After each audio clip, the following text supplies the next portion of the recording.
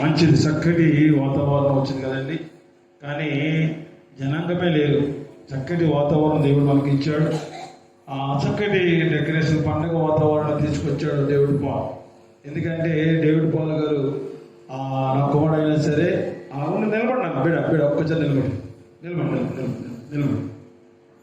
ఎందుకంటే ఆ కుమారుడు అనుకున్నాడు నేను చేస్తాను, డెకరేషన్ చేస్తానని. అంటే ప్రసాద్ కూడా, దుర్గా ప్రసాద్ చదువు కొడుకు కూడా వాళ్ళు అన్నప్పుడు మనకు డబ్బులు ఎక్కడ వచ్చింది నాయన అంటే నా పాకెట్ ఖర్చు ఉంది డాడీ, నేను చేసుకుంటాను అన్నాడు. సరే ఏదైతే చేయాలి, నాకు ఎంటర్ కాలేదు. వాడు దుర్గా ప్రసాద్ కలిసి ఇలాగో మా అబ్బాయికి డబ్బులు ఖర్చు పెట్టడం, కుర్రాడు ప్రసాద్ హెల్ప్ చేయడం, ఇంచుమించుగా 1000 రూపాయలు అయ్యింది అన్నాడు. నాతో సరిపోదు డాడీ అన్నాడు. సరే సంఘం తీద్దాం అనుకున్నాను నేను మనసులో. మళ్ళీ అనుకున్నాను, నీ తలపు దేవుడు నీకు ఇచ్చాడు కాబట్టి అది నేనే ఇస్తాను, కంప్లీట్ చేసి అన్న. దేవుడు కృపను బట్టి ఆ కుమారుడికి ఎంత ఆలోచన ఇచ్చి చక్కటి పండగ వాతావరణం తీసుకొచ్చిన ఆ కుమారుడికి సార్ చెప్పలు కూడా దేవుడు మహిమ పడదామా?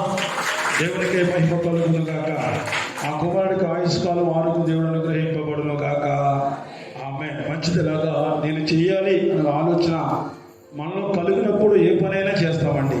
ఒకరు చెబితే చేయాలని కష్టం, కానీ నేను చెయ్యాలి అని నీకు ఆలోచన ఉంటే మందిరం పని ఏదైనా సరే పరిపూర్ణంగా జరిగిస్తాం. దేవుడికి స్తోత్రం. కాబట్టి దేవుడు చిలుక పాట పాడి నేను ఆక్షన్లోకి వెళ్తాను. ఎంత దీనాతి దీనమో ఓ యేసయ్యా, నీ జననమెంత దయనీయమో, తలుచుకుంటే నా గుండె తడబడి తరిగి కరిగి నీరవుతున్నది. ఎంత దీనాతి దీనమో ఓ యేసయ్యా, నీ జననమెంత దయనీయమో, తలుచుకుంటే నా గుండె తడబడి కరిగి కరిగి నీరవుతున్నది. ఎంత దీనాతి దీనమో ఓ యేసయ్యా. అందరూ చెప్పకూడదు, చక్కగా చక్కగా మహిమపరుచుకుందాం. మంచి వాతావరణం దేవుడు ఇచ్చాడు.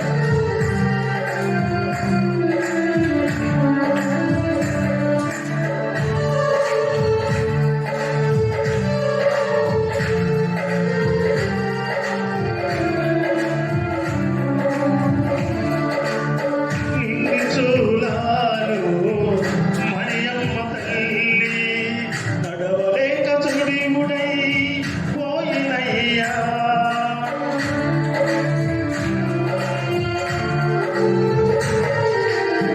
నిన్ను చూలాలు మరియమ్మ తల్లి, నడవలేక చుడిముడై పోయినయ్యా.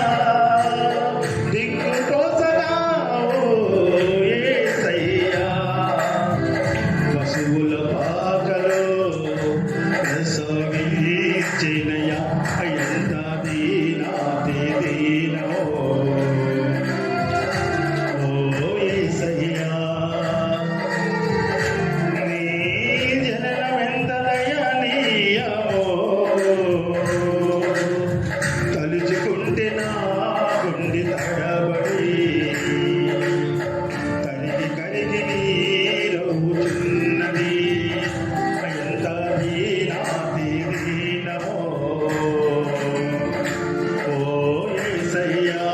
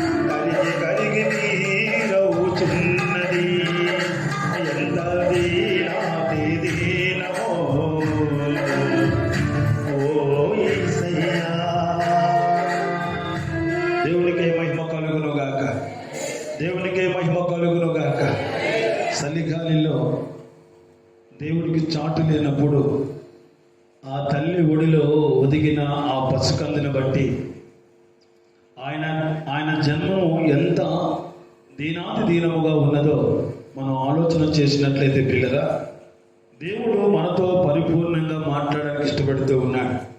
ఇన్ని సంవత్సరాలు బట్టి మనం అనేకమైన పండుగలు జరిగించుకుంటున్నాం. ప్రియమైన దేవుని బిడ్డలారా, దేని బట్టి అతిశయించుతున్నారు? ఒక్కసారి దీర్ఘంగా మనం ఆలోచన చేసినట్లయితే, దేనికోసం మనము దీర్ఘంగా ఆలోచన చేస్తున్నామన్న మాటని మనం ఆలోచన చేసినట్లయితే లేరా, ఇన్ని సంవత్సరాలు బట్టి అనేకమైన క్రిస్మస్లు జరిగిస్తూ ఉన్నాం. ప్రియమైన దేవుని బిడ్డలారా, దేవుడు వెన్నుక లేని దాన్ని దేవుడు ఎన్నుకున్నాడు కదండి. వెన్నుకలు లేని దానిని దేవుడు వెన్నుకున్నాడు. మీకందరికీ ఎన్నుకుందండి. మనందరికి ఎన్నుకున్నామా? కొన్ని లక్షల మందుల నుండి ఎన్నుక లేని మనలను దేవుడు చక్కగా ఎన్నుకున్నాడు. దేవుడికి స్తోత్రం, హల్లెలూయా. కాబట్టి ప్రియమైన దేవుని బిడ్డలారా, బెత్లెహేము గ్రామానికి వెన్నుకుందండి, విలువ ఉందండి. అల్ప స్వల్పమైన గ్రామము, ఆ గ్రామాన్ని దేవుడు ఎన్నుకున్నాడు. ఆ గ్రామంలో నివసిస్తున్న మరియమ్మ తల్లి గారిని వెన్నుకున్నాడు. అంటే ప్రియరా, ఏదైతే వెన్నుకలో లేనిది ఉన్నదో, ఏదైతే విలువ తక్కువగా ఉన్నదో తండ్రి గారికి అది ఇష్టము. దేవుడికి స్తోత్రం, హల్లెలూయా. ప్రియమైన దేవుడు, జాగ్రత్తగా వినండి. కొన్ని మాటలు నేను ఎక్కువ చెప్పను, మిమ్మల్ని ఇబ్బంది పెట్టను. ఎన్నో కొన్ని మాటలైనా బహు జాగ్రత్తగా విని భద్రపరచుకోండి. ఎందుకంటే ప్రియమైన దేవుని బిడ్డలారా, దేవుడు మనతో మాట్లాడుతున్నాడు. ఇన్ని సంవత్సరాలు, అనేకమైన సంవత్సరాలు దేవుడు సన్నిధిలో ఉండి అనేకమైన క్రిస్మస్ జరిగించుకుంటూ పోతూ ఉన్నాం. కానీ మీరు ఎవరిని బట్టి అతిశయిస్తున్నారు? దేని బట్టి అతిశయిస్తూ ఉన్నారు? ఆలోచన చేసుకోవాలి. ప్రియమైన దేవుని బిడ్డలారా, నీకున్న దాన్ని బట్టి అతిశయిస్తున్నావా? లేక మందిరానికి వచ్చి నేను అందరిలో కలిసిపోయానని అతిశయిస్తూ ఉన్నావా? దేవుడిని నమ్మి ఆయన ప్రేమను బట్టి అతిశయిస్తూ ఉన్నావా? ఇన్ని సంవత్సరాలు మనం ఉండి ఇంకా సండే స్కూల్ ప్రార్థన చేస్తూ ఉన్నామా? లేక జ్ఞానము కలిగి ప్రార్థిస్తూ ఉన్నామా? ఒకసారి ఆలోచన చేసుకోవాలి. మందిరానికి వస్తున్నాం, కూర్చుంటున్నాం, ఆరాధిస్తున్నాం, వెళ్ళిపోతున్నాం కనుక ఒక నమ్మకంతో వస్తే లేరా, నీకు ఒక సిద్ధపాటు కలిగి ఉండదు. చిన్న ఉదాహరణ చెప్పి నేను ముందుకు వెళ్తా. చిన్న బాబు, ఒక 2 సంవత్సరాల కుర్రవాడు మీ బాబు ఉన్నాడండి. వాడికి 100 రూపాయలు ఇచ్చి నీ ఇష్టముందు కొనుక్కోమంటామా? మనం కొనిస్తామా? చెప్పాలి. చెబితేనే సమయం ముగిస్తా. ఎందుకంటే మీరందరూ ఇక్కడ ఉన్నారు. దేవుడికి స్తోత్రం. మీరందరూ మెలుగుగలిగా ఉన్నారు. దేవుడికి స్తోత్రం. కాబట్టి ఒక 2 సంవత్సరాల కుర్రవాడికి మీ అబ్బాయికో, నీ మనవడికో, లేకపోతే నీ కూతురు పెట్టుకో, నీ కొడుకు పెట్టుకో, ఎవరో మీ ఊరు వచ్చి మీ ఇంటికి వచ్చారు కాబట్టి వాడు 2 సంవత్సరాలు ఉంది వాడికి, సంవత్సరం కుర్రవాడికి ఒక 100 రూపాయలు నోట్ ఇచ్చి నీ ఇష్టమంతా కొనుక్కోమంటారా? మనము వాడు కొనిస్తామా? చెప్పాలి. అయ్యా మంచోడు, దేవుడికి స్తోత్రం. అంటే 2 సంవత్సరాల కుర్రవాడికి ఏమీ తెలియదు కనుక మనం ఏం చేస్తాం? వాడికి కావలసింది కొనిస్తాం కదండి. అలాగునే ప్రియమైన దేవుని బిడ్డలారా, వాడు కొంచెం పెద్ద దిగాడండి. వాడు 10th క్లాస్కి వెళ్ళాడు. డాడీ, నేను ఒక 1000 రూపాయలు కాలేజీ ఫీజు కట్టాలన్నా.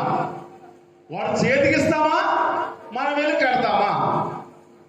అమ్మా చెప్పాలి. ఉన్న మాట చెప్పండి, తప్పని సరి చేసుకుందాం. ఈరోజు దేవుడు ఇదే మాట్లాడతాం. మీతో మన ఇన్ని సంవత్సరాలు దేవుడి సన్నిధిలో ఉండి అనేకమైన తప్పుల్లో వెళ్ళిపోతూ ఇంకా సండే స్కూల్ ప్రార్థన చేస్తూ అనేక విధాలుగా దీవించలేకపోవడానికి నాకు అన్నీ ఉన్నాయి. కానీ నేను ప్రతి ఆదివారం మా ప్రార్థనకి వెళ్తాను, ప్రతి ఆదివారం దేవుడిని ఆరాధిస్తాను, ప్రతి ఆదివారం దేవుడి సన్నిధిలో ఉంటాను. నా దరిద్రత అటు గుమ్మం దాటి బయటికి వెళ్తలేదు. కారణం ఎవరు? మనమే. అది పోవాలంటే కొన్ని నేర్చుకోవాలి. దేవుడి సన్నిధిలో నేర్చుకోవడానికి వచ్చారు.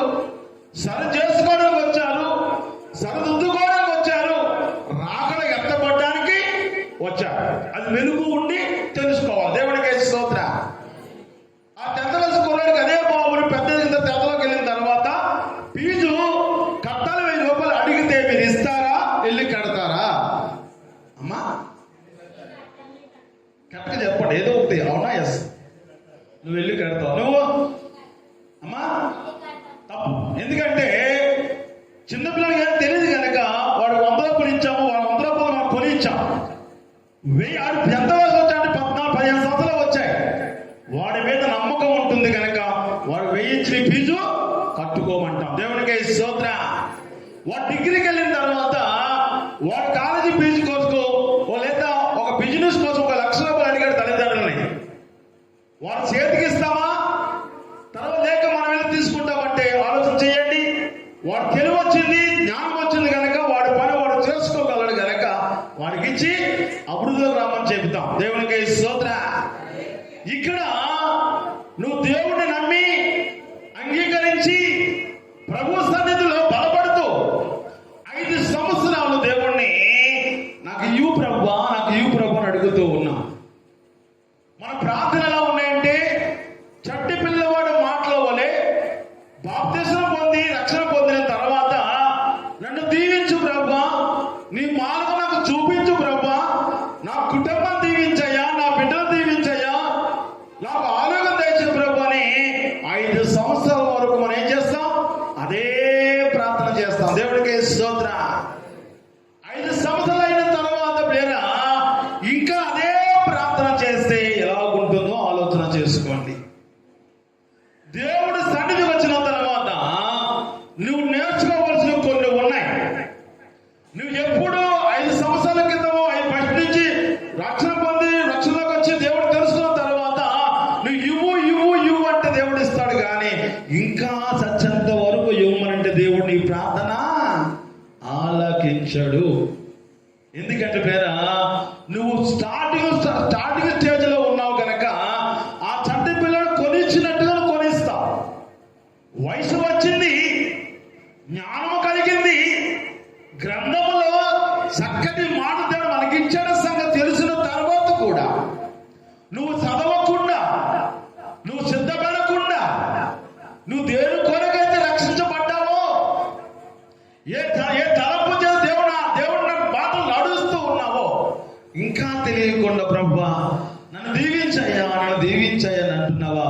ఒకసారి ఆలోచన చేసుకోండి బిడ్డలారా. ఎందుకంటే పేరా దేవుని బట్టి అతిశయించాలి. ఇర్మియా గ్రంథంలోకి వెళ్దాం ఒకసారి. ఇర్మియా గ్రంథము 9వ అధ్యాయం 24వ వచనం నుండి చదువుకుందాం. చక్కగా నీటిగా శ్రద్ధగా వినండి. దేవుడు మనలో కొంత మార్పు దేవుడు అనుగ్రహించును గాక. చదవండి. అతిశయించేవాడు దేనిని బట్టి అతిశయింపవలనగా ఆ భూమి మీద కృపను చూపుచు నీతి న్యాయములను జరిగించుచున్న యెహోవా నేనే అని గ్రహించి నన్ను పరిశీలనగా తెలుసుకున్న బట్టియే. ఒక్కసారి ఆగండి. ఏమంటే చెప్పండి. ప్రభు అంటున్నాడు కదా, దేవుడు నీతో మాట్లాడుతూ ఉన్నాడు బిడ్డలారా. నీతో మాట్లాడుతూ భూమి మీద కృపను చూపుచు నీతి న్యాయములు జరిగించుచున్న యెహోవా నేనే గ్రహించి నన్ను ఏం చేయమన్నాడు? పరిశీలనగా తెలుసుకున్నట్లు బట్టి ఏం చేయాల? మరి ఇంత ముందు వరకు ఊహకులు బాప్తిస్మం తీసుకుని రక్షింపబట్టి దేవుడు నమ్మి ఇంచుమించుగా 15 తక్కువ కాలేదు, 10 తక్కువ కాకుండా దేవుడు సన్నిధిలో బలపడుతూ ఉన్నాం కదండి. బాప్తిస్మం తీసుకుని మేము లెక్క అడిగితే ఇంచుమించు మాకు 20 సంవత్సరాలు అయిందని రక్షణలోకి వచ్చి మేము దేవుడు తెలుసుకొని 20 సంవత్సరాలు అయిందని చెప్పే స్థితిలో మనం ఉన్నాం. కానీ దేన్ని పరిశీలిస్తున్నాం? దేన్ని బట్టి అతిశయిస్తూ ఉన్నావు? ఒక్కసారి నువ్వు ఆలోచన చేసుకో బిడ్డ. ఇంకా నువ్వు సండే బిడ్డలో ప్రార్థన చేస్తూ ఉన్నావా? సండే స్కూల్ ప్రార్థన చేస్తూ ఉన్నావా? లేక జీవ గ్రంథాన్ని పరిశీలనగా తెలుసుకున్న బట్టియే నువ్వు అతిశయిస్తున్నావా? ఆలోచన చేసుకో బిడ్డ. ఎక్కడ ఎన్నుక లేని నిన్ను నన్ను దేవుడు ఎన్నుక చేసుకుని నీలో నాలుగు గొప్పతనం ఏమి లేదండి. మాట చెప్పాలంటే కొన్ని వేల మంది ఈ భూమి మీద నివసిస్తున్నారు. వాళ్ళకంటే గనులు గొప్పలు కాదు. ఎందుకో దేవుడు నీ మీద కనుచూపు పడ్డది కనుక నువ్వు ఆయన స్తుతిస్తావు, ఆయన గణపరిస్తావు, ఆయన కొరకు భూలోకంలో సాటి చెబుతావని నిన్ను అందరూ నుండి నిన్ను ఎన్నుకుని నిలబెట్టాడు ఇక్కడ. దేవునికి స్తోత్రం. నీలో నాలో గొప్పతనం లేదండి, కానీ నిన్ను ప్రేమించేవాడు గొప్పవాడు కనుక ఇతడు నన్ను పరిశీలనగా చేసి తెలుసుకుని బట్టి నన్ను అతిశయిస్తూ అనేక బిడ్డలకు నా మాట చెబుతాడని నన్ను ఏర్పాటు చేస్తే మనం ఎడవలేనిది, మన గుమ్మ దాటలేనిది ఒక బద్ధకమనే ఒక సాధారణ ఇంట్లో తెచ్చి పెట్టుకుని దేవుడు ఏం చేస్తాం చెప్పండి, అవమాన రీతిలో తీసుకుని వెళ్తూ ఉన్నాం. ప్రేమ దేవుని బిడ్డలారా, ఇదిగోండి ఒక్కసారి గమని మీకా గ్రంథంలోకి వెళ్ళినట్లయితే మీకా గ్రంథం 5వ అధ్యాయం 2వ వచనం చూడండి ఒక్కసారి. మీకా గ్రంథము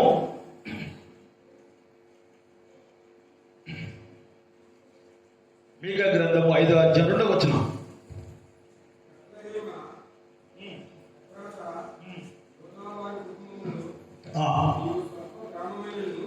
నీవు స్వల్ప గ్రామమైనను నా కొరకు ఇశ్రాయేలును ఏలబోవాడు నీలో నుండి వచ్చును.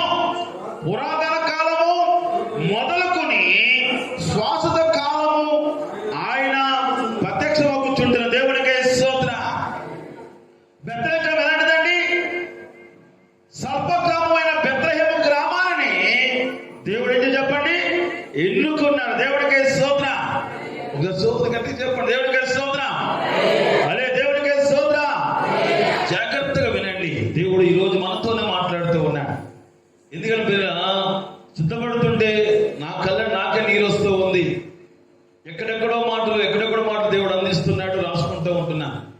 ప్రేమ దేవుని బిడ్డనా, మన బ్రతుకుల్లో మార్పు లేకపోతే మనం అనుకుంటాం కదా, ఉండడానికి ఇల్లుంది, కట్టుకోవడానికి బట్ట ఉంది, తినడానికి ఆహారం ఇచ్చాడు దేవుడు, నాకు చాలా అనుకుంటున్నావేమో. ఈ ప్రయాసమంతా దేవుడు రాజ్యంలోనికి ఉండడానికి. మనం అనుకుంటాం, నా పిల్లలు పెద్దలు అయిపోయారు, నేను వాళ్ళకు మంచి భవిష్యత్తు ఇచ్చేసాను, వారికి ఎలా ఉన్నా పర్లేదు, నేను ఇలా ఏమైనా పర్లేదు అనుకుంటున్నామేమో. రేపు రాకుండా ఎత్తపడాలంటే లేదా నీకు ఒక సిద్ధపాటు అవసరం. నీకొక దేవుడిగా తెలుసుకోవడం నీకు అవసరం. ప్రియమైన దేవుని బిడ్డలారా, నీవు స్వల్పమైన గ్రామమైన దాన్ని, అంటే బెత్లెహేము గ్రామం ఇలువలేని అలాగే తక్కువ ఆ ప్రాంతాన్ని దేవుడు ఎన్నుకుని ప్రపంచంలో గొప్ప గ్రామంగా దేవుడు నిలబెట్టాడు. దేవుడికి స్తోత్రం. నిన్ను నన్ను కూడా అలాగే నిలబెట్టాడు దేవుడు. నువ్వు ఆలోచన చేసుకోవాలంతే, నువ్వు అతిశయించాలి. ప్రభు, నీ కృప లేకపోతే నాకు ఇలువ లేదయ్యా, ఈ కృప లేకపోతే నీకు ఆశ్రమం లేదయ్యా, నీ దయ మా మీద చూపకపోతే మేము ఇలా ఉండేవాళ్ళం కాదయ్యా అని ఎప్పుడైతే ఆయన చూపిన ఆ ప్రేమను బట్టి నువ్వు అతిశయపడతావో నువ్వు ధన్యుడు, ధన్యురాలు. దేవునికి స్తోత్రం. హల్లెలూయా. ప్రియమైన దేవుని బిడ్డలారా, ఇదిగో మనమందరము ఒక కుటుంబముగా ఉండాలి. ప్రియమైన దేవుని బిడ్డలారా, మనమందరం ఎలా ఉండాలంటే ఒక కుటుంబం అయితే ఆ కుటుంబం ఒకటిగా కూడుకుని మనం ఏం చేయాలంటే ప్రియరా, ప్రార్థన చేస్తూ ఉండాలి. అయితే నువ్వు అన్ని కుటుంబం ఒక కుటుంబంగా కూడుకుని నువ్వు ప్రార్థన చేస్తే దేవుడు అంగీకరిస్తాడా లేక సంతోషిస్తాడా? ఒక ప్రశ్న. ఎందుకంటే సంఘం అంతా ఒక కుటుంబం అనగా మనమందరము భర్త భార్య బిడ్డలతో కలిసి సంఘానికి వచ్చి అందరూ కలిసి ప్రార్థన చేస్తూ ఉన్నాం, కూడుకుని ప్రార్థన చేస్తూ ఉన్నాం.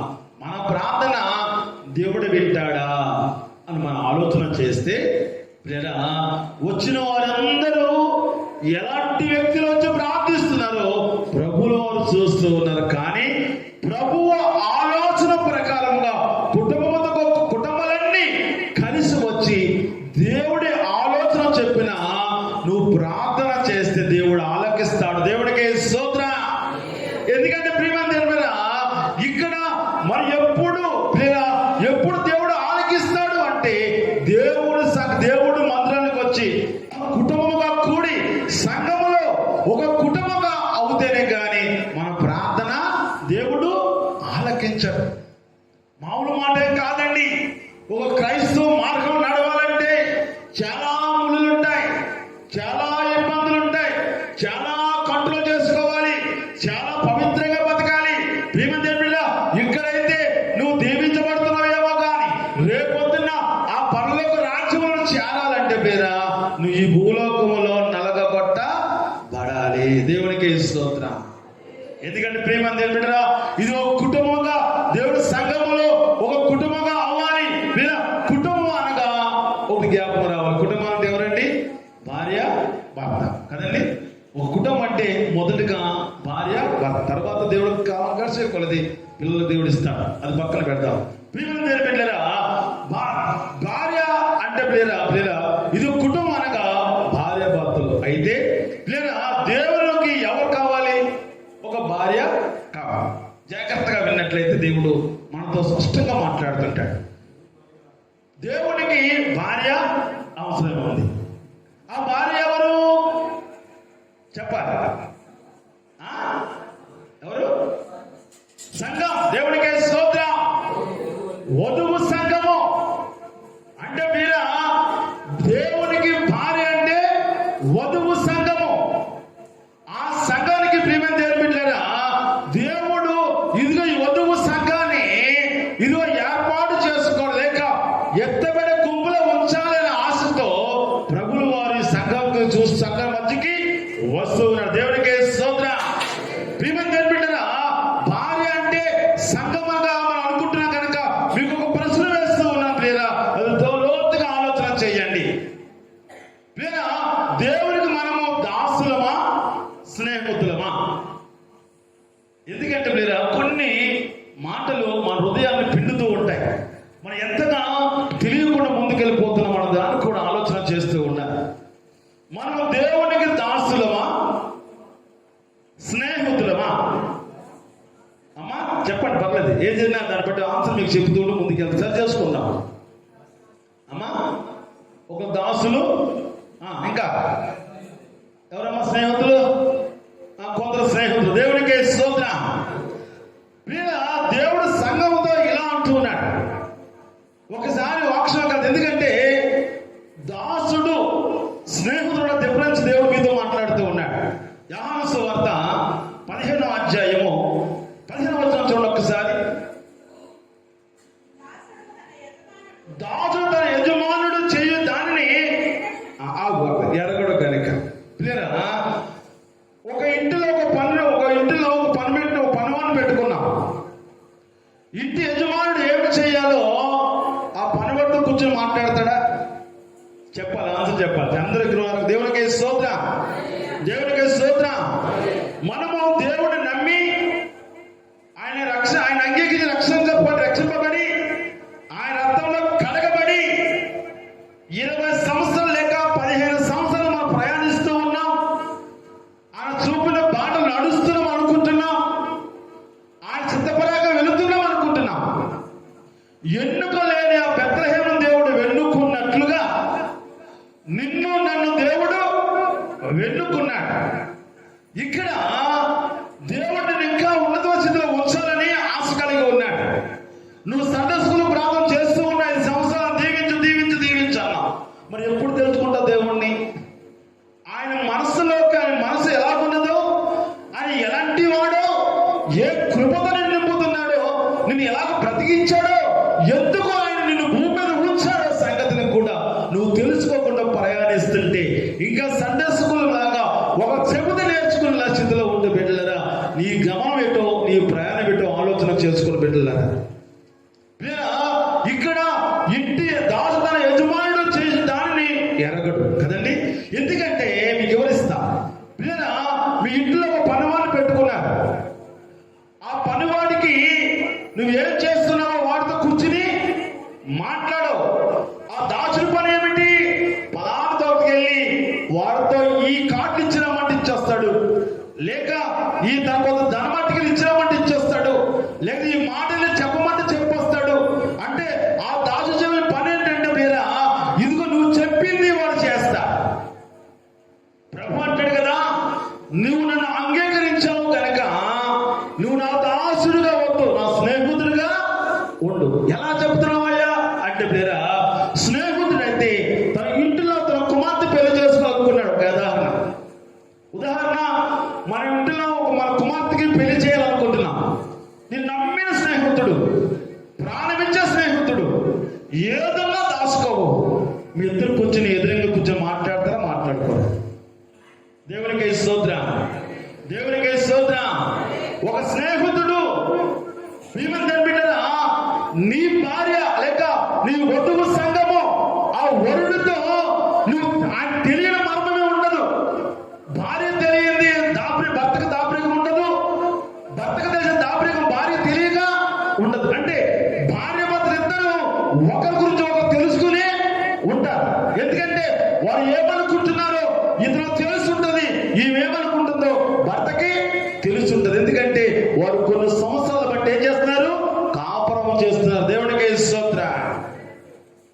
పెళ్ళైన కొత్తలో 5 సంవత్సరాలు ఏమో తెలియకపోవచ్చేమో, నువ్వు చెప్పకపోవచ్చు, నీ భర్త నీకు చెప్పకపోతే, నీ భార్య నీకు చెప్పకపోవచ్చేమో, కానీ 5 సంవత్సరాలు రక్షణ పొందడం నీవే. ప్రభు నాకు ఇవి, నాకు ఇయ్యి, నాకు ఇయ్యి, నాకు ఇయ్యి, వారు దీవించు, వారు దీవించు, వాళ్ళని దీవించు, నా బిడ్డను దీవించు, అదే నాకు ఆస్తిగా అని అనేక అడిగి ఉండవచ్చు. 5 సంవత్సరాలు అయిన తర్వాత నీలో ఒక తెలివి పెరిగింది, చక్కటి జ్ఞానం వచ్చింది, నీ ఎదుట నిలబడి మాట్లాడే శక్తి నీకు వచ్చింది. అప్పుడు నీ భర్తతోను ఏమంటావు? ఇన్ని సంవత్సరాలు కాపురం చేస్తున్నప్పుడు నీకు తెలియదా? ఇన్ని సంవత్సరాలు బట్టి మనతో కలిసి ఉంటున్నా, ఇంకా నా అలవాటు నీకు తెలియదా? ఇంకా కొత్తగా పెళ్ళైన అమ్మాయిలాగా ఇది ఏదో వండి పెడతావు, లేక ఏదేదో చేస్తావు. ఇన్ని సంవత్సరాలు బట్టి కాపురం చేస్తున్నావు, నీవు నా అలవాట్లు ఏమిటో నీకు తెలియదని నువ్వు అంటావు, నీ అలవాటు నీకు తెలియదని భర్తను అంటారంటే అర్థం చేసుకోండి వారు ఎంతగా అనుభవం జీవిస్తూ ఉన్నారు. దేవునికి స్తోత్రం. ఈ వధువు సంఘములో దేవుడి సన్నిధిలో నీవు బాప్తించి రక్షింపబడిన తర్వాత దేవుడితో దాసుడుగా ఉంటున్నావా, స్నేహితుడిగా ఉంటున్నావా? ఆలోచన చేసుకో బిడ్డ.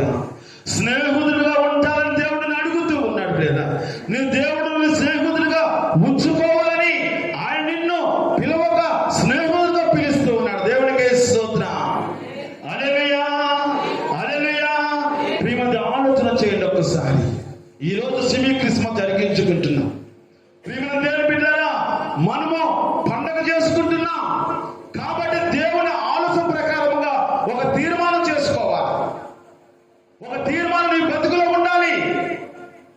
మనం అనుకుంటాం కదా, నేను మందిరానికి వస్తున్నాను కాబట్టి సరిపోతుంది, నేను నిలబడి పాఠం పాడుతున్నాను కాబట్టి నా పాత్ర అయిపోయింది. దీనికమ్మా మందిరానికి వచ్చి వాక్యాలు వినరు, క్రమం ఉండదు, క్రమంలో దేవుడు ఇష్ట ప్రకారం నడవలేము. ఏమి క్రైస్తవ జీవితం ఆలోచన చేసుకుంటే ఒక్కసారి. ఎందుకంటే ఎత్తబడి గుంపులో ఉండాలి. నీ భర్త, నీ వరుడు ఏమైనాడో తెలుసుకోవాలి, ఆయన ఆలోచనలు ఏమిటో తెలుసుకోవాలి. నువ్వు తెలుసుకోగలిగితే జీవ గ్రంథాన్ని చదువుతూ ఉండాలి. దేవుడు నీతోనే మాట్లాడతాడు. దేవునికి స్తోత్రం. ప్రియమైన దేవుని బిడ్డలారా, మన బ్రతుకులో మార్పు లేకపోతే పై అలంకరణ మాత్రము దేవుడు భయభక్తుతో ఉన్నట్టుగా ఉంటే నీ అంతరంగం చూచేవాడు మన మధ్యన ఉన్నాడు. దేవునికి స్తోత్రం. నీ అంతరంగాన్ని చూస్తాడైనా, నీ పై రూపం చూసేవాడు కాదు. నువ్వు దేవుడికి ఏది ఇష్టం ఉందంటే నీ అంతరంగం ఇష్టమో, నీ అంతరంగాన్ని బట్టే నీ అంతరంగం ఏమై ఉన్నదో ఆయన దాన్ని బట్టి నిన్ను ముందుకి నడిపిస్తాడు. నన్ను ఆశీర్వదిస్తలేదయ్యా లేదా ఆయనకి ఇష్టమైన రీతిలో మనం నడిగినట్లయితే, ఆయన ఇష్ట ప్రకారంగా మనం జీవించినట్లయితే ఈ సుఖభోగాలు ఏం అడగక్కర్లేదండి. నీకు ఏది అవసరం అని ఇచ్చేస్తాడు. దేవునికి స్తోత్రం. చక్కటి ప్రార్థన చేస్తారు సొలొమోను రాజు గారు. మోకరించి, అయ్యా ఇన్ని ఇశ్రాయేలు ప్రజలని నేను యాలంటే నేను ఏ పార్టీ వాడినయ్యా అని చెప్పి ఆయన మోకరించి ప్రార్థిస్తూ ఉంటాడు. ఏమని తెలుసా? ప్రభువా నాకు జ్ఞానమును, జ్ఞాపక శక్తి, వివేకం నాకు దయచే ప్రభు అని ప్రార్థన చేయగానే ఆ ప్రార్థనలో విలువ ఉన్నది కనుక ఆయనకు కావాల్సిన ధన సమృద్ధిగా దేవుడు అనుగ్రహించాడు. దేవుడు స్తోత్ర. ఇవన్నీ అడిగాడా?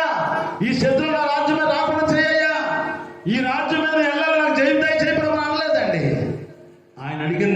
ఆయన చిత్తానే అడిగాడు, జ్ఞానం అడిగాడు, పరిపాలించే తిరుగుతేట్లు అడిగాడు. దాన్ని బట్టి దేవుడు మెచ్చుకున్నాడు. ఆయనకు అవసరమయ్యన్నీ సమకూర్చాడు. దేవుడికి స్తోత్రం. మరి ఇన్ని సంవత్సరాలు ప్రయాణిస్తున్నామే, ఒక తీర్మానం లేకపోతే, ఒక తీర్మానంలో మనం బతకకపోతే ఈ క్రైస్తవ జీవితంలో మనం ఎందుకు బ్రతుకు ఉన్నట్టుగా ఆలోచన చేసుకోండి. ఎంతకాలమో మీకు నేర్పుతూ ఉంటాం, ఎంతకాలం సండే స్కూల్ బిడ్డలాగా వింటానే ఉంటారు. చెప్పండి, ఈ వాక్యాన్ని పరిశీలన చేయరా, వాక్యాన్ని చదవరా? ఆయన వాక్యాన్ని చదివినప్పుడు పరిశీలన చేసి అతిశయించమంటున్నాడే. ఎన్నుక లేని దాన్ని దేవుడు ఎన్నుకున్నాడు, ప్రాంతాన్ని నిన్ను కూడా ఎన్నుకున్నాడు. నిన్ను ఎన్నుకున్నాడు మామూలు మాట ఏం కాదండి. ఒక్కసారి ఆయనతో స్నేహం చేయి. నువ్వు దాసుడిగా కాకుండా స్నేహితుడిగా ఉండి ఒక్కసారి ఆయనతో ముచ్చట్లు పెడతా ఉండాలి. ఎంతగా నడుపుతావో, ఎంతగా దేవుడిని కృప చూపిస్తాడో. ఎందుకంటే ప్రియరా, మన కాలం గడుస్తుంది, మనం అనుకుంటున్నాం కదా, కాలం గడుచుకోలేది ఎంతగానో సంతోషిస్తున్నాం. కానీ నీకు మరుగైనది మరణము. నీకు మరుగైనది చెప్పండి, మరణము. నువ్వు కాలము సంవత్సరాలు గడుస్తూ ఉన్నాయనుకుని సంతోషిస్తున్నాం. కానీ మనం దేనికి దగ్గర అవుతున్నాం చెప్పండి, చెప్పండి, మరణానికి. ఇంకెంత కాలము రక్షణ పొందకుండా, ఎంతకాలం ఒక తీర్మానం తీసుకోకుండా ఇలాగ బ్రతకాలనుకుంటున్న ఆలోచన చేసుకుని బిడ్డలారా. ఎందుకంటే ఒక దేవుడి పని, నిన్ను ఎన్నుకున్న దానికి నువ్వు అనుకుంటావు, నేను పశ్చాత్తాపడ్డాను కాబట్టి నేను రక్షింపబడ్డాను. నువ్వు పశ్చాత్తాపడలేదు, ఆ దృష్టిలో నువ్వు పడ్డావు కాబట్టి నేను ఎన్నుకున్నాను. దేవునికి స్తోత్రం. నేను ఆయన దృష్టిలో నువ్వు పడ్డావు, ఆయన దృష్టిలో నువ్వేమైందంటే నీతో ఆయన పని చేయించుకుందామని దేవుడు నిన్ను ఏర్పాటు చేసుకున్నాడు. అయితే సాధారణ ఒడిలో చేరి ఆ పనులు చేయకుండా నువ్వేమైపోతున్నావు? రకరకాలమైన లోకమైన ముచ్చట్లతో మురిసిపోతూ ఉన్నా బిడ్డ. ఏదో ఒక రోజు న్యాయాధిపతి వచ్చిన రక్షకుడిగా ఈ లోకానికి వచ్చాడు. ఆయన న్యాయాధిపతిగా రాబోతున్నాడు.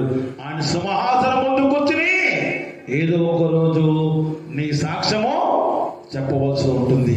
గమనించండి ప్రియరా, ఎంతవరకు దేవుని సన్నిధికి వచ్చి నువ్వు ఆయన ఆలోచన ప్రకారంగా ఒక తీర్మానం చేయాలనుకుంటున్నావో ఒకసారి ఆలోచన చేసుకో బిడ్డలారా.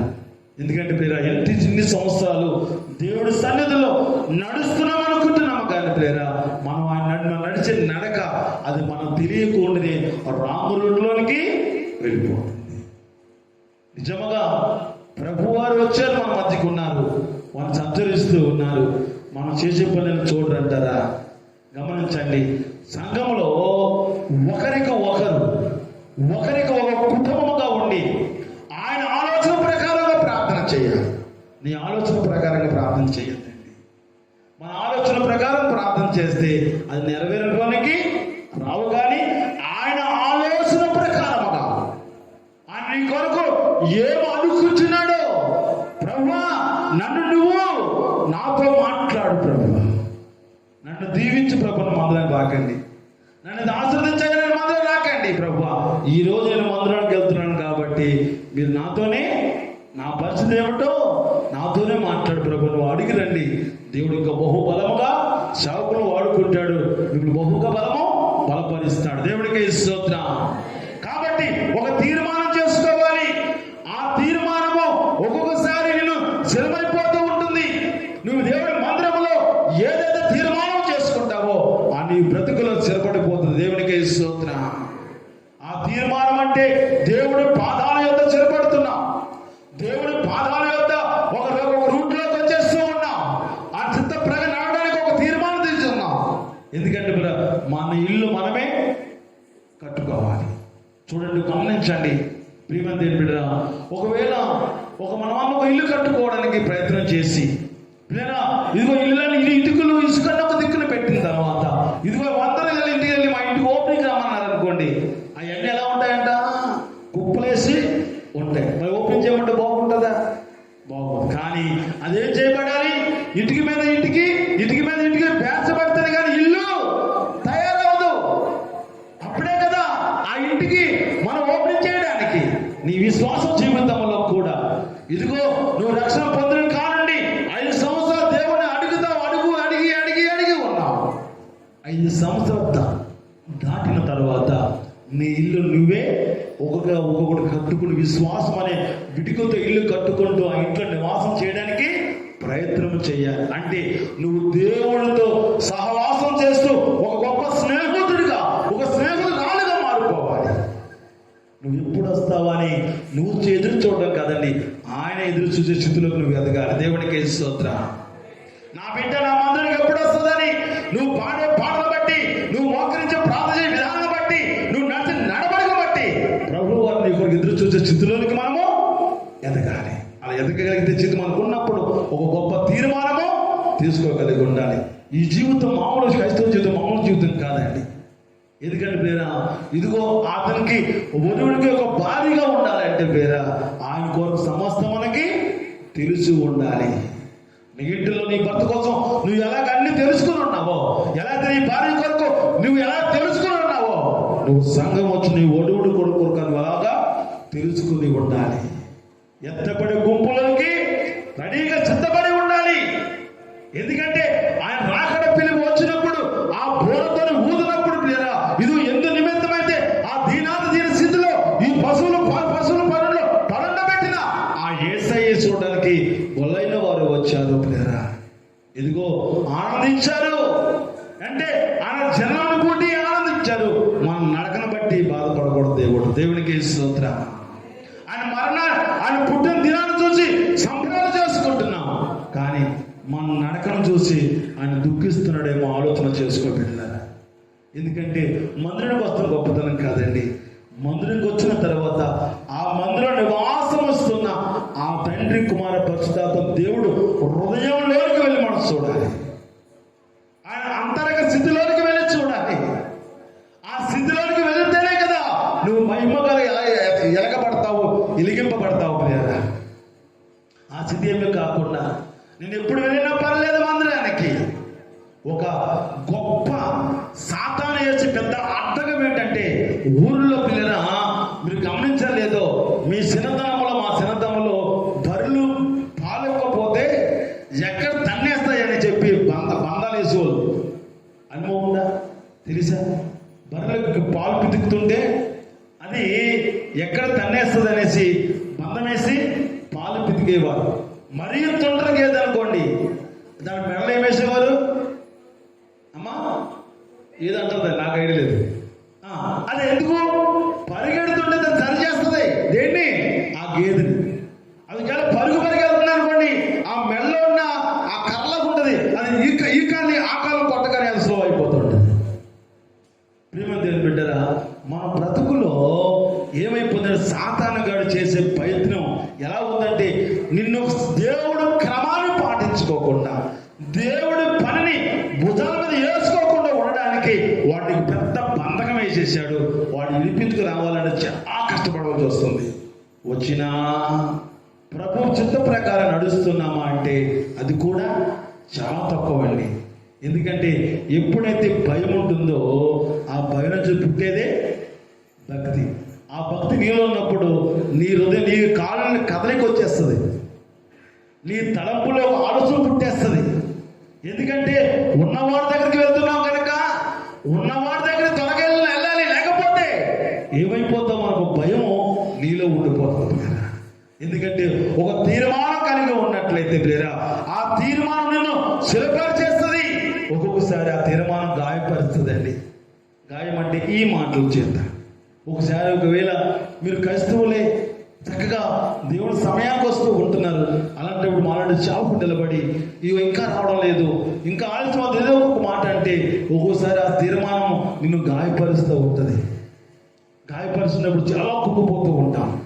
అంటే ఆ గాయపరిచినప్పుడు ఆ గాయం నొప్పిని బట్టి నీ బ్రతుకును సార్ చేసుకుంటే ఇదిగో ప్లేరా ఆ గాయంలో చూచి అనేక మంది రక్షింపబడ్డారు. దేవునికి స్తోత్రం.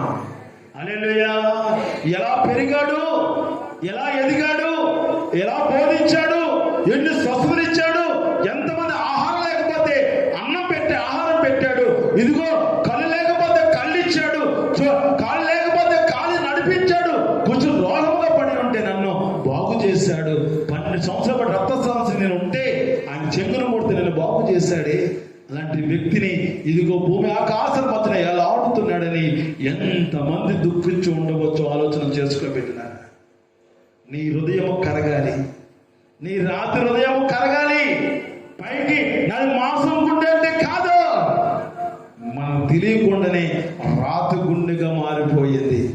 కాబట్టి వేరా సంఘములో కదలిక లేదు, సంఘములో అడవిడి లేదు, సంఘములో నీ ప్రార్థన కనిపిస్తలేదు. ఎందుకంటే ఎవరికి వారే నా గుండె మాంసము గుండెని బతికేస్తున్నాము. కానీ అయ్యా నీకు తెలియకుండా గుండె రాయైపోయిందని ఎప్పుడైనా ఆలోచన చేసావా? అదే అంటున్నావు, నువ్వు స్నేహితుడిగా ఆయనతో ఉంటే తెలుస్తుంది. ఆయనతో స్నేహంగా నువ్వు దాసుడు చెప్పిన పని చేయడం అంటే కాదు, కానీ ఆయనతో ఉండి స్నేహితుడిగా మారగలిగితే వేరా నువ్వు అతిశయించవచ్చు. దేవునికి స్తోత్రం. ఎందుకంటే పరిశోధన చేయాలి. దాన్ని బట్టి, ఆయన కృపను బట్టి, ఆయన న్యాయాన్ని బట్టి, ఆయన జీవ వాక్యాన్ని బట్టి నువ్వేం చేయాలి? ఎప్పటికప్పుడే పరిశోధన చేసుకుంటూ అతిశయిస్తూ ఉన్నావని కదయ్యా. నాకు ఇసితించావంటే నీ కృప. ఇలా నిలబడి నేను బోధిస్తున్నాను నీ కృప. ఇలా మొదలుకి వచ్చి కూర్చుని నీ మాటలు వింటున్నాడు నీ కృపయ్యా. ఎంత గొప్ప దేవుడు ప్రభు అని ఆయన దయను, ఆయన కృపను నువ్వు జ్ఞాపకం చేసుకుని నువ్వు నెమరు వేసుకున్నట్లయితే ఇది నువ్వు ప్రశ్నిస్తుంది. నీ తీర్మానం ప్రశ్నిస్తుంది. నువ్వు వెళ్ళావు మందిరానికి, ఏం సాధించావు బిడ్డ అని అడుగుతుంది నీ మనసు. నువ్వు మందిరానికి వెళ్ళావు, మందిరానికి వెళ్ళి ఏమి విన్నావు, నా కొరకు దేవుని కొరకు ఏమి చేస్తావని నిన్ను ప్రశ్నిస్తుంది. నీవు చేసుకున్న తీర్మానం, ఆ తీర్మానం పైన నిన్ను ప్రశ్నిస్తుంది. ఒక్కొక్కసారి గమనించుకోవాలి. ఎందుకంటే ఆ ప్రశ్నలోంచి నువ్వు జవాబు వస్తుంది. ఆ తీర్మానమే నిన్ను సరి చేస్తుంది. నీకు ప్రశ్న లేదు, సరి చేసుకోవడం లేదు, అర్థం చేసుకోకపోతే బిడ్డ ఈ జీవితమే వృధా అయిపోతుంది బిడ్డ. ఎందుకంటే నీది గురి ఇక స్థిరంగా ఉండడానికి రాలేదు. ఏదో ఒక రోజు నా తండ్రి దేవదూతతో చాటు నువ్వు స్తుతించాలని దేవుడు ఆశ కలిగి నేను ఎన్నుకున్నాడు.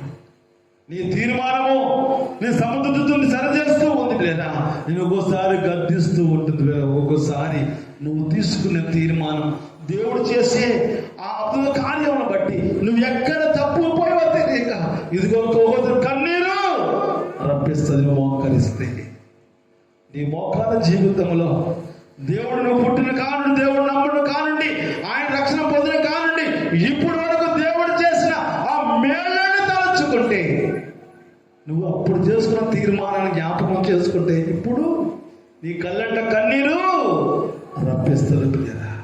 ఎన్నుక లేని ఆ బెత్లెహేము గ్రామాన్ని, స్వల్పమైన బెత్లెహేము గ్రామాన్ని దేవుడు ఎన్నుకుని ఆ ప్రాంతంలో ఉన్న కన్యక మరియమ్మ తల్లి గారిని దేవుడు ఎన్నుకున్నాడంటే మాటలు కాదండి. అనేక వేల మంది ధర్మశాస్త్రం తెలిసిన వారు, ధర్మశాస్త్రం చదివి కంఠస్థం పట్టిన వారు ఉన్నారు. కానీ లేరా అక్కడ కంఠస్థం పట్టిన వారు, చదివిన వారు చూడలేదు. కానీ ఆయన ప్రేమ చెప్పిన లేదా ఆయన మాట చెప్పిన నడిచిన నడకను బట్టి, ఆవిడ చేసే ప్రార్థన బట్టి, ఆవిడ సత్యక్కి జీవితాన్ని బట్టి ఆ తల్లి గారిని దేవుడు ఎన్నుకున్నాడు. దేవునికి స్తోత్రం. మామూలుగా రాదండి ఆ ఆశీర్వాదం అండి. దేవుడి ఆశీర్వాదం ఒక మందిరానికి వెళ్ళిపోతే రాదండి. మందిరానికి వచ్చిన తర్వాత నీ నడక ఎలాగుందో, నీ ప్రవర్తన ఎలాగుందో నువ్వు దేవుడు చూస్తూ ఉన్నాడు. చూస్తున్నా దేవునికి స్తోత్రం. హల్లెలూయా. కాబట్టి ఈ తీర్మానం లేదా నువ్వు తీసుకున్న తీర్మానము, ఇదిగో ఈ శ్రీకృష్ణ పండుగ జరిగించుకుంటున్నావు, ఒక కుటుంబంలో చేరుకున్నావు. ఆ కుటుంబంలో దేవుడు ఆలోచన ప్రకారంగా మనం నడిచినట్లయితే లేదా ఆయన ఏం చెయ్యాలో బయలుపరుస్తాడు. ఆలోచన చేయండి. బాప్తిసం లేని వారు ఉన్నారా? ఇంకా బాప్తిసం తీసుకుని కూడా విశ్వాసం ఇల్లు కట్టుకోకుండా నువ్వు పడగొట్టుకుంటూ ఉంటున్నావా? నువ్వు ఆలోచన చేసుకో బిడ్డలారా. ఎందుకంటే నీ ఇల్లు నువ్వే విశ్వాసం ఇల్లు కట్టుకోవాలి. బాప్తిసం ఇచ్చిన దేవుడు ఇదిగో నువ్వు ఈ విశ్వాసంతో ఇల్లు నువ్వు కట్టుకుని ఆ ఇంట్లో నువ్వు ఉండి ఆయన పిలిస్తేనే కానీ నీవు ఆ ఇంట్లో నుంచి బయటకు కొట్టడానికి అవకాశము లేదు. ఎత్తబడే గుంపులో ఆయన ఏమై ఉన్నాడో నువ్వు తెలుసుకోగలిగి ఉండాలి. అప్పుడే నీకు నిండైన దేవునితో నేను నింపుతాను. నువ్వు అడగక్కర్లేదండి ఆశీర్వాదం. నాకు తెలిసిన బట్టి ఆయన శుద్ధ ప్రకారం నడిస్తే చాలు. ప్రభువును దీవించిన చాలాసార్లు మా బిడ్డల కోసం ఎగ్జామ్ రాసినప్పుడు ఎప్పుడు ప్రార్థన చేయడం అడగను. ఎందుకంటే నేను ఆయన రూట్లు నడిస్తే ఆటోమేటిక్గా చేస్తాను ఒక నమ్మకం నాకు. నేను చేయమన్న వాళ్ళని తప్ప పెడతాను, మన అదొకటి మనకు తప్పలేక. నేను అడిగి మా పిల్లల గురించి చేయమన్నా కదా మీరు తప్పలేక. ఏంటంటే నా విశ్వాసం అది. ఎందుకంటే వాళ్ళు నేను కరెక్ట్గా నడిస్తే, వాళ్ళు నా బిడ్డ కరెక్ట్గా నడుస్తూ ఉంటే ఆయన చేయవలసిన పని అయినా జరిగిస్తాడు. అంతే, ప్రార్థన చేయమని తప్ప నేను చేయించుకోవాలి. సేవకుల దగ్గరకు వచ్చి ప్రార్థన చేయించుకోవాలి, మీ బిడ్డల కోసం ప్రార్థన చేయించుకోవాలి. కానీ నీకు ఒక గురి కలిగి ఉండాలి, నీకు ఒక విశ్వాసము కలిగి ఉండాలి. నువ్వు ఇల్లు కడుతున్నావంటే, లేదా ఇంట్లో ఏదైనా కార్యం చేస్తున్నావంటే నువ్వు నమ్మితేనే తర్వాత పనులన్నీ నువ్వు చేస్తావు. మొదటిగా నువ్వు విశ్వసించాలి. నేను నమ్మిన దేవుడు గొప్పవాడు, నేను ఆయన ఇష్టపరంగా నడిస్తే ఈ ప్రాంతాలన్నీ నా బిడ్డకు కోటగా ఉంటాయని విశ్వసించాలి.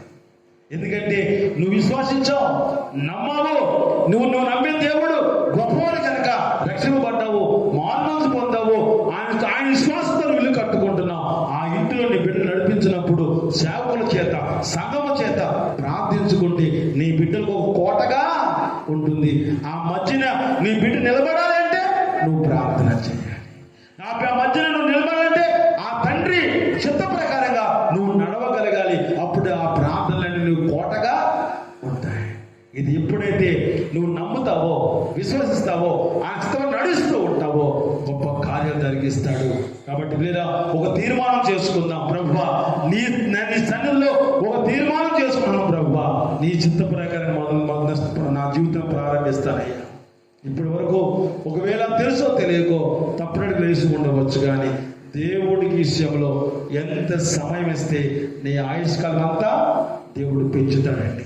నా పని మీరు చెయ్యండి, మీ పని నేను. ఆయన ఉత్తనే మాటించే తప్పివాడు కాదండి, ఆయన మాటించినవాడు నెరవేర్చేవాడు. నువ్వు అనుభవంలోకి వెళ్తే, లేదా ఆయనతో స్నేహం చేస్తూ ఉంటే, నువ్వు ఆయన పని చేస్తున్నప్పుడు నీ పని ఎంతైందో నీకు అర్థమవుతుంది. కాబట్టి అందరూ కళ్ళు మూసుకోండి, ప్రార్థన చేద్దాం. ఒక తీర్మానంలోకి వద్దాం. ప్రభువా, ఈ పండగనే కాదు కానీ ప్రభువా, నేను చచ్చేంత వరకు ఆయన ఒక తీర్మానం కలిగి ఉన్నానయ్యా. నీ మందిరానికి నేను త్వరగా రావాలి, నీ మందిరంలో నేను వాడబడాలి, నీ మందిరంలో నేను తండ్రి నీ చిత్తపై నడవాలి అయ్యా. అప్పటి వరకు నా కుటుంబం కొరకు నేను బ్రతికాను ప్రభువా. అయ్యా, నాకు ఇచ్చిన సమయంలో నాయన నువ్వు ఇచ్చిన ఆరోగ్యం బట్టి నేను ఇచ్చిన తండ్రి నీ సన్నిధిలో నేను వాడపడతాను ప్రభువా. నువ్వు ఎంతగా ప్రార్థన చేసి చేయకూడదు ప్రార్థన. ఇదిగో దేని బట్టి నువ్వు అతిశయిస్తున్నావు ఆలోచన చేసుకో బిడ్డ. నువ్వు దేని బట్టి అతిశయిస్తున్నావు ఆలోచన చేసుకో. భూమి మీద కృప చూపుచు నీతి న్యాయం జరిగిస్తున్నా యెహోవా నేనని కాబట్టి గ్రహించి ఆయన పరిస్థితులుగా తెలుసుకున్న బట్టే కదా నువ్వు అతిశయించాలి కదా. ఒక్కసారి ప్రభువా, ఇంతకాలము నేను బ్రతికి ఉన్నానంటే నీ కృప, నీ కనికరణ బట్టేనా నేను బ్రతికి ఉన్నాను ప్రభువా. ఒక్కసారి ప్రభువా అని కృప చూపు వాయిస్తాయి. ఒక్కసారి ప్రభువా ఆయన ఇదిగో ఈ సండస్కులు ప్రార్థన చేయి ప్రభువా. నీ చిత్తం ప్రకారం నడుస్తాను ప్రభువా. నువ్వు నాకు ఇచ్చినా ఇవ్వకపోయినా, నన్ను దీవించినా దీవించకపోయినా, అయినా నన్ను ఎన్నుకున్నావు చాలు, నాకు రక్షణ కలిగించావు చాలు, నీ రక్తమ చేత నన్ను కడగబడినందుకు చాలు ప్రభువా. మీ పాత్రలో మీ శరీరం రక్తమును తీసుకోవడానికి నాకు ఒక పాత్ర, ఒక సహాయం అందిస్తూ నాకు అవకాశం వచ్చింది దేవునికి స్తోత్రం ప్రభువా. నువ్వు దీవించకపో ఇన్ని నా పట్ల చేసావు ప్రభువా, నీకు స్తోత్రంలో ప్రభువా అని ఒక తీర్మానం కలిగి నువ్వు ఒక మాటను నా ప్రభుత్వంలో ఒప్పుకున్నట్లయితే ఇదిగో నీకు కావలసినవన్నీ సమకూర్చే దేవుడై ఉన్నాడు. కళ్ళుండి చూడగల దేవుడు, చెవులుండి వినగల దేవుడు, నోరుండి మాట్లాడే దేవుడు. నువ్వు ఆయన సన్నిధిలో నువ్వు మోకరించున్నావా, ఆయన సన్నిధిలో ప్రార్థించుకున్నావా? ఒక్కసారి ఇదిగో సాయంకాలం జరగబోయే ఈ సిబి క్రిస్మస్ మొదలుకొని ఈ నూతన సంవత్సరం వెళ్తున్న నువ్వుకే ఇదిగో ఇప్పటి వరకు అనేకమైన నీ కొరకు నువ్వు బతికేశావు. దేవుని కొరకు బతకడానికి, దేవుడి సన్నిధిలో ఎత్తబడే గుంపులో ఉండడానికి, దేవానికి నేను స్నేహితుడిగా ఉంటానని ఎప్పుడైతే ఒక తీర్మానం కలిగి ఉంటావో ఇదిగో ఆ తీర్మానంలో నిన్ను గద్దిస్తుంది, ప్రశ్నిస్తుంది, కన్నీరు పెట్టిస్తుంది, నిన్ను స్థిరపరుస్తుంది. కాబట్టి ఆ తీర్మానంలో నువ్వు ఏకీపించి నువ్వు అడిగినట్లయితే నూతనమైన కార్య దేవుడు నీ పట్ల జరిగిస్తాడు. ప్రేమగల సర్వ పరలోకం తండ్రి, నీ బంగారు పాదాలకు లెక్కలేని వందనాలు, స్తుతులు, స్తోత్ర. అయ్యా, నేను నేర్చుకుంటున్నాను, నేను బిడ్డలు నేర్పుతూ ఉన్నాను ప్రభువా. ఇదిగో నా తండ్రి నాయన, వారి జీవితాలు ఎలాంటివో మా జీవితాలు అలాంటివే నాయన. మొదటిగా మీ సన్నిధిలో నేర్చుకుంటూ బిడ్డలు నేర్పుతూ ఉన్నాను ప్రభువా. ఈ బిడ్డలను చిరపరచండి నాయన. నీ మందిరంలో మీ కొరకే పనిచేసే బిడ్డలుగా నాయన, మీ హృదయ ఆలోచన ఎరిగి మీ చిత్త ప్రకారంగా నాతో జీవించే భాగ్యము మా సంఘానికి అనుగ్రహించండి బాబు. ఆయన మాదేముంది నాయన, ఈ ఆలుండి రేపు ఆరిపోయి దీపాలంటివి నా తండ్రి నాయన.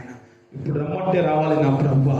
ఇదిగో నా తండ్రి, ఉన్నంత కాలంలో బ్రతికినంత కాలంలో నా ప్రభువా నాయన, ఇన్ని వేల మందిలో నాయన వాళ్ళు కాదని మమ్మల్ని వేరుపరిచి వెళ్ళుకున్నా ఆయన. నీ చిత్త ప్రకారం మమ్మల్ని ఏర్పాటు చేసుకున్నాం. ఆ ఏర్పాటులో మమ్మల్ని అందరం ఒక సంఘముగా ఉన్నాం, ఒక కుటుంబంగా ఉన్నాం నా ప్రభువా. ఆ కుటుంబంలో ఇంటి యజమానుల గురించి మాకు తెలిసి ఉండాలి ప్రభువా. ఆ ఇంటి యజమానురాల గురించి మాకు తెలిసి ఉండాలి ప్రభువా. ఆయన ఆత్మీయమైన మర్మాలతో, ఆత్మీయ ఆలోచనతో నాతో మా సంఘాన్ని నింపి నాయన మనోనేత్రం తెలిసి మీ కొరకే పనిచేసే భాగ్యం మాకు అందరికీ అనుగ్రహించమని విన్న వాక్యములు సాతాంతాన్ని ఇవ్వకుండా నాయన హృదయాలు భద్రపరుచుకొని వాటి ప్రకారం సత్యం జీవించే భాగ్యం మాకు అందరికీ అనుగ్రహించమని తండ్రి, కుమార, పరిశుద్ధాత్మ నామములో అడుగు వేడుకుంటున్నాను పరమ తండ్రి. ఆమేన్.